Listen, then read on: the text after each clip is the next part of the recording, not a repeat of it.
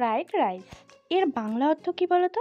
এক কথায় তো ভাত ভাজাই বলা চলে, তাই না বলো? আচ্ছা, কারা কারা আছো বলো তো যারা আমার মতো এরকম ভাত ভাজা করে খেতে পছন্দ করো? যারা আছো অবশ্যই কিন্তু একটা লাইক করে যেও। তো প্রথমেই আমি দেখো এখানে বাড়িতে যে ভাতটা রান্না হয়েছিল সেটাই কিছুটা পরিমাণে নিয়ে নিয়েছি, আর ঘরে যা সমস্ত সবজি ছিল সব কেটে নিয়েছি। এবার এখানে মনে হতে পারে এটা তো ফ্রাইড রাইসেরই প্রিপারেশন হচ্ছে, কিন্তু দেখো আমার ভাতটা কিন্তু বাড়িরই তৈরি ছিল। যাই হোক, এখানে সমস্ত সবজিগুলো খুব সুন্দর করে ভেজে নিয়েছি, আর তারপরে যে ভাতটা নিয়েছিলাম সেটাকে খুব সুন্দর করে ঠান্ডা করে ঢেলে দিলাম কড়াইয়ের মধ্যে। আর তারপরে একে একে পরিমাণ মতো নুন, মিষ্টি এগুলো ছড়িয়ে দিলাম। আর এই যে দেখলে মশলাটা, এর মধ্যে ছিল গরম মশলা আর সাথে ছিল একটু গোলমরিচের গুঁড়ো, আর জোড়া তালি মারার জন্য সামান্য একটু ঘি ছড়িয়ে দিলাম। আমার মতন এরকম ফাঁকিবাজি ফ্রাইড রাইস কে বানাও বলো তো? তোমাদেরও যদি এরকম রেসিপি পছন্দ হয়ে থাকে অবশ্যই কিন্তু আমার ভিডিওতে একটা লাইক করো। তাহলে চলো আজকের মতো টাটা।